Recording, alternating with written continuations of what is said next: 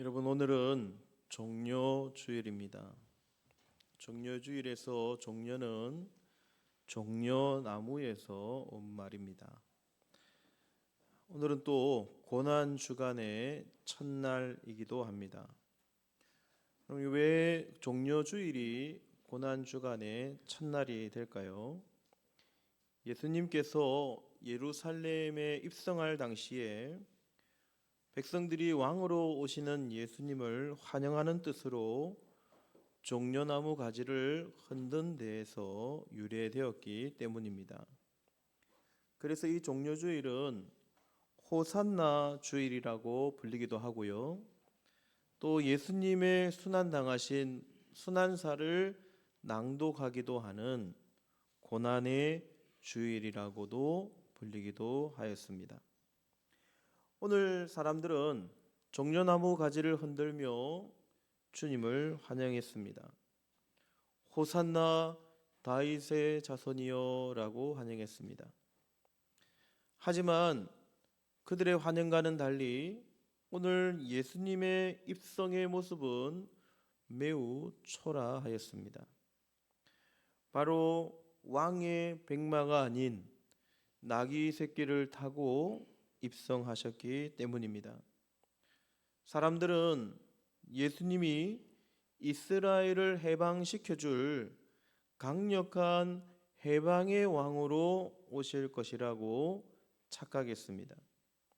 하지만 예수님은 정반대인 나귀 새끼를 타고 입성하신 거죠. 나귀를 타고 입성하시는 예수님의 모습조차도 그 겉모습이 화려하지 않았습니다. 그 속에는 인류를 위한 겸손과 희생, 그리고 십자가 구속의 은혜만이 숨겨져 있었습니다. 그래서 바울 사도는 오늘 빌립보서 2장 5절 말씀에 이렇게 권면합니다. 너희 안에 이 마음을 품으라. 곧 그리스도 예수의 마음이니. 여러분, 오늘 종려주일은 축제의 날이 아닙니다. 축제의 날처럼 보이지만 사실은 십자가의 길을 걸어가시는 예수님의 마음을 품고 닮아가는 날이 종려주일임을 기억하시기를 간절히 소원합니다. 바라기는 오늘 우리 예수님의 모습을 통해서 오늘 우리도 예수님의 모습을 닮아갈 수 있는 복된 시간이 될 수 있기를 소원합니다. 그렇다면 구체적으로 오늘 예수님의 겸손의 모습은 어떤 모습이었을까 하는 것입니다. 오늘 예수님의 겸손의 모습은 어떤 모습이었을까?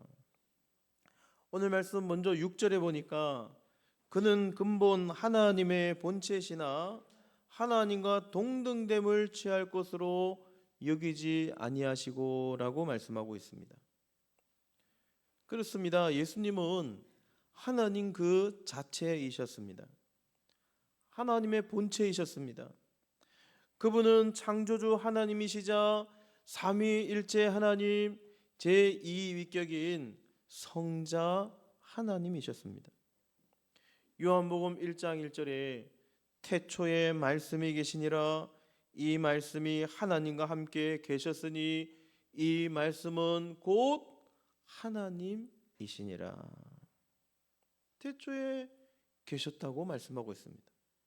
하나님과 함께 계셨다고. 그리고 예수님은 하나님 그 자체라고 말씀하고 있는 것입니다. 하지만 오늘 예수님은 하나님으로서의 그 지위를 모두 다 내려놓으셨습니다. 하나님과 동등됨의 권리를 포기하신 것입니다. 우리가 생각해 볼 때 이 세상을 구원할 수 있는 구속의 길이 여러 가지로 다양할 것으로 우리는 생각할 수 있습니다. 굳이 이 땅에 내려오시지 않아도 하나님의 하늘 보좌 우편에 앉으셔서 우리를 구원하셔도 되고, 아니면 적어도 이 세상 사람들이 왕이라고 생각하는 왕의 모습으로 이 땅에 임하셔서 구원의 사명을 감당하셔도 될 것입니다. 하지만 예수님은 가장 초라한 모습의 왕으로, 겸손의 왕으로 주님의 구원의 섭리의 계획에 철저히 순종하시는 모습으로 이 땅에 내려오신 것입니다. 예수님은 이 땅에서 사람의 몸을 입고 태어나실 때에도 말구유에서 태어나셨습니다. 화려한 왕궁에서 태어나지 않으셨습니다. 제가 자주 드리는 비유가 있는데, 예수님께서 사람이 되신 것은 마치 우리 사람이 개미가 된 것과 동일하다고 말씀을 드렸습니다. 여러분, 개미는 너무나도 쉽게 사람들의 발에 밟혀 죽는 곤충이 개미 아닙니까? 개미와 같아진 것이다. 우리가 종종 구약에서 요셉을 예수님의 모습으로 상징하고 예표하는 인물로 꼽습니다. 지난 금요일에도 제가 말씀을 드렸는데, 요셉도 죽을 뻔하다가 형들에게 팔려서 애굽의 노예로 팔려가게 되었습니다. 여러 가지 죽을 뻔한 고비들을 많이 넘겼습니다. 하지만 예수님의 모습과 비교할 수 없었습니다. 영광스러운 하늘 보좌 우편에 앉아 계셔야 하지만 친히 사람의 몸을 입고 이 땅에 내려오신 겸손의 왕이셨습니다. 하나님으로서의 권리를 포기하신 것입니다. 오늘 말씀에서 취할 것으로 여기지 아니하시고, 취할 것으로 여기지 아니하시고에 해당되는 이 원어의 뜻은 움켜쥐지 않았다는 것입니다. 우리 예수님은 하나님과 동등됨의 권리를 움켜쥐지 않으셨다는 거예요. 예수님은 자신의 권리와 지위를 고집하기보다 이 땅에 살아가고 있는 수많은 죄인, 수많은 이 땅의 사람들을 위해서 자신의 권리와 그 지위를 움켜쥐지 아니하고 포기를 선택하셨다는 것입니다. 그렇습니다. 사랑하는 성도님 여러분, 오늘 우리는 이 주님의 겸손을 닮아가고 있습니까? 오늘 우리도 하나님의 자녀로서, 하나님의 백성으로서, 하나님의 성도로서, 주님의 제자로서 주님의 이 모습을 닮아가고 있습니까? 여러분 스스로 질문해 보시기를 바랍니다. 오늘 우리는 우리의 권리를 포기할 수 있느냐 하는 것입니다. 나에게 주어진 권리를 포기할 수 있느냐 하는 것이죠. 우리는 종종 나의 권리를 쟁취하기 위해서 다른 사람들과 다투는 경우가 많습니다. 내 권리를 지켜야 되기 때문에 다퉈야 되는 거예요. 직장에서, 가정에서, 교회에서, 우리의 인간관계에서 우리는 타인의 권리보단 나의 권리를 위해서 싸울 때가 훨씬 더 많은 것입니다. 오늘 우리가 사는 사회는 권리를 쟁취하기 위해서 힘을 쏟고 있습니다.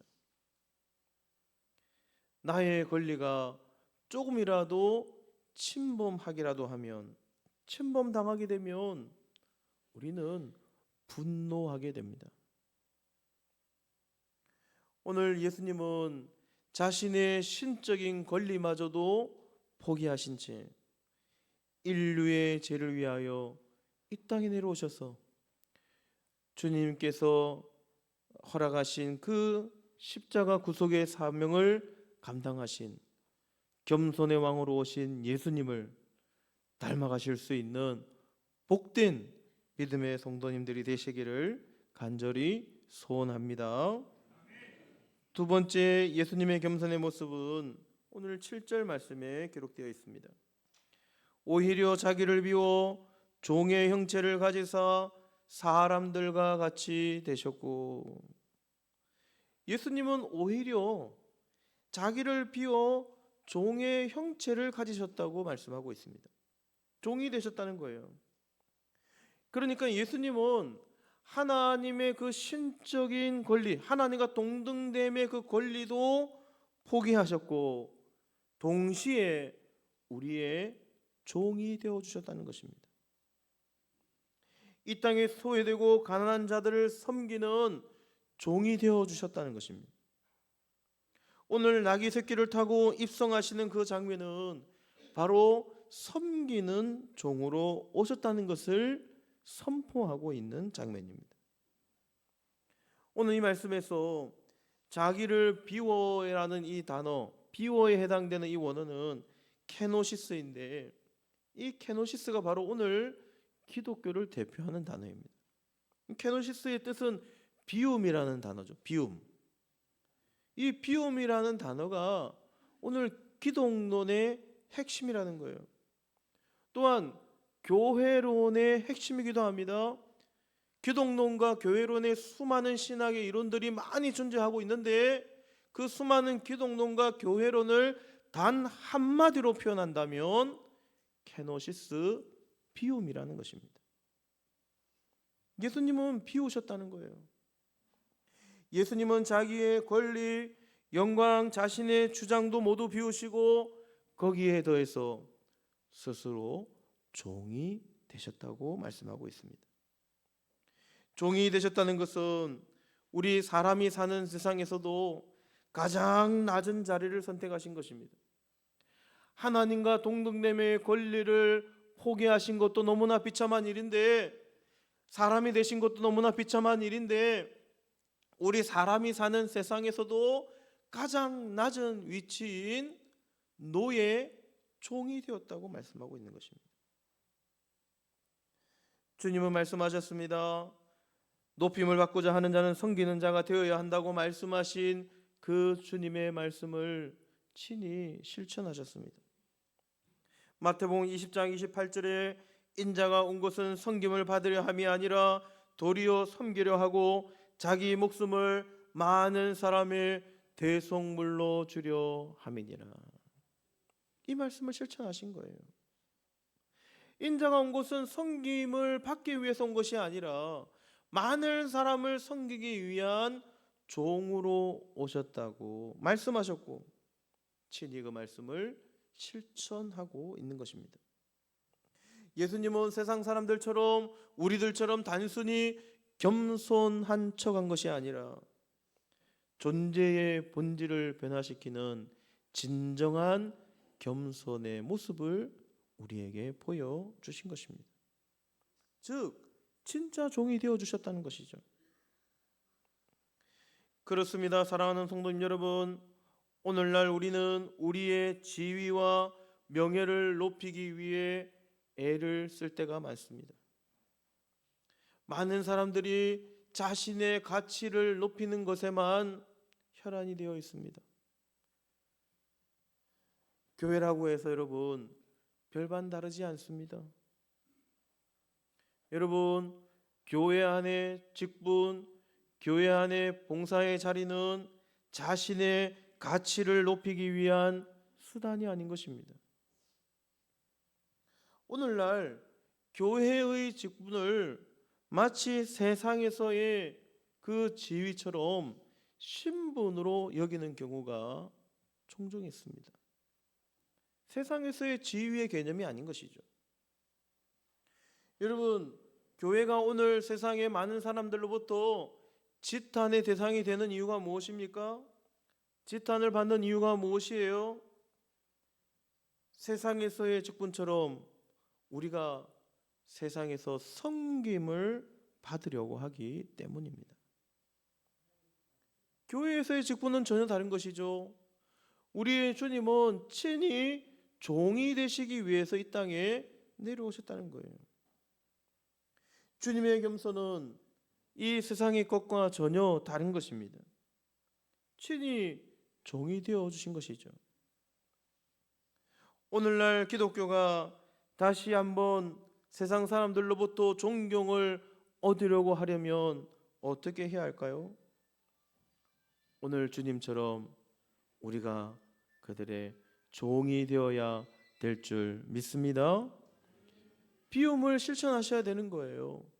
예수님은 하나님으로서의 권리도 포기하시고, 그리고 그냥 사람이 되신 것이 아니라 우리 사람들의 종이 되셔서 섬기는 자의 자리, 섬기는 겸손을 친히 실천하셨다는 것입니다.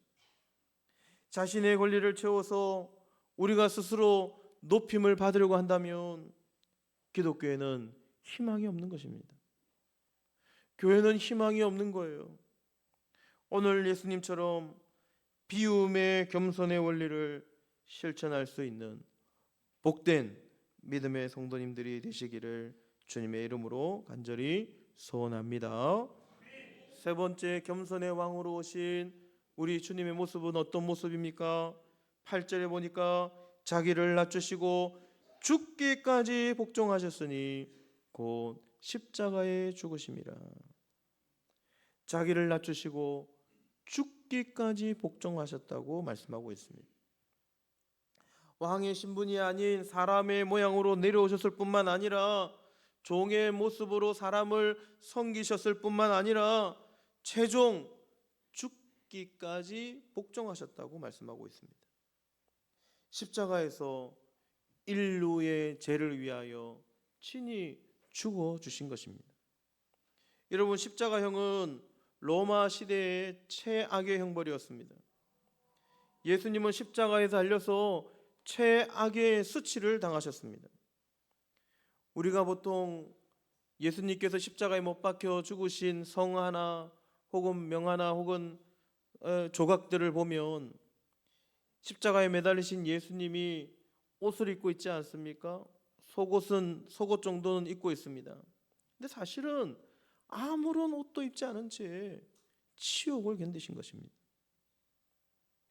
예수님은 십자가에서 그냥 죽으신 것이 아닙니다. 인간 세상의 가장 치욕스러운 수치를 모두 다 당하시고 죽어 주신 것입니다. 십자가에 죽기까지 하나님의 섭리의 역사에 철저하게 복종하신 것입니다. 인류를 위한 진짜 사랑, 하나님의 사랑을 나타내 보여주신 것입니다.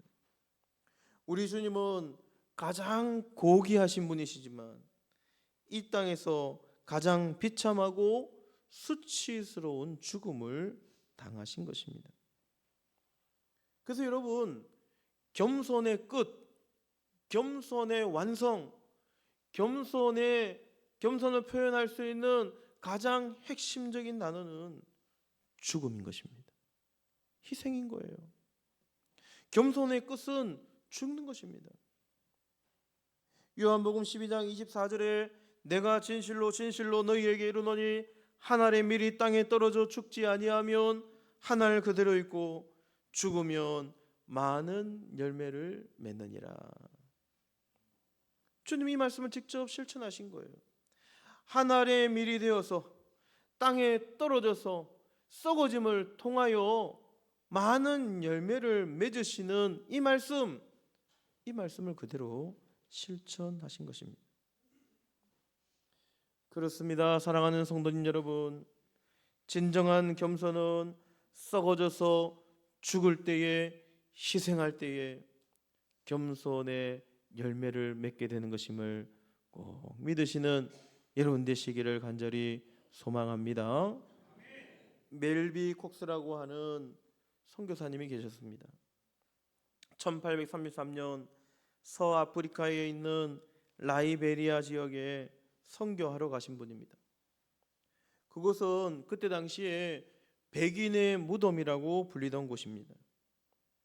그가 라이베리아로 선교하러 간다고 했을 때에 사람들이 모두 다 그를 말렸습니다. 백인은 살아남을 수 없는 땅인데 그곳에 선교사로 간다고 하니까 사람들이 놀라서 그를 말린 거예요. 심지어 어떤 사람들은 그를 조롱하기도 하였습니다. 당신의 간을 준비해 가는 것이 좋을 것이요, 그렇게 조롱하였습니다. 하지만 콕스는 이렇게 말씀했다고 합니다. 내가 아프리카에서 죽는다면 나의 묘비에 글을 써주시오. 1000명이 쓰러져도 좋으리 아프리카 돌아온다면 내게 죽음은 두렵지 않으리. 이 선교를 결코 포기하지 않으리. 수천 명이 쓰러질지라도 아프리카는 구속되어야 하리.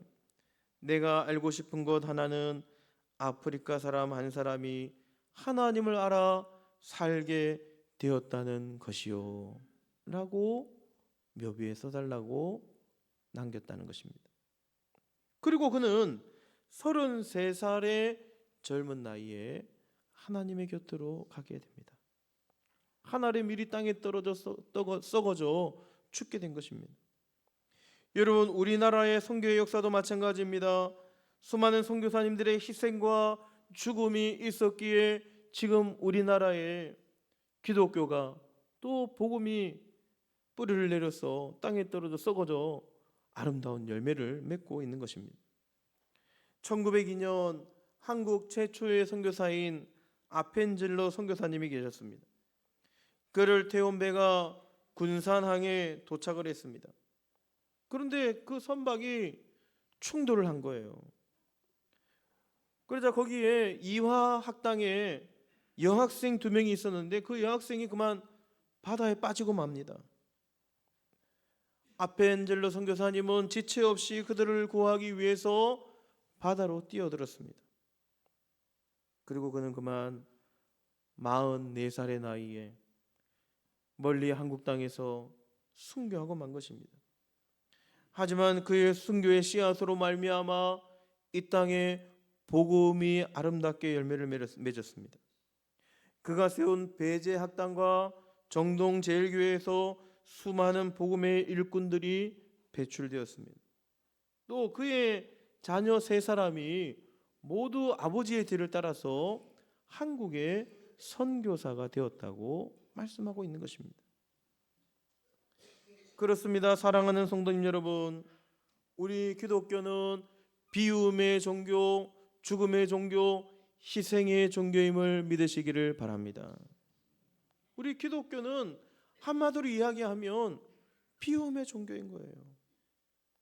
예수님은 죽기까지 자기 자신을 비우고 십자가에서 못 박혀 죽으심으로 말미암아 진정한 겸손을 보여주신 것입니다.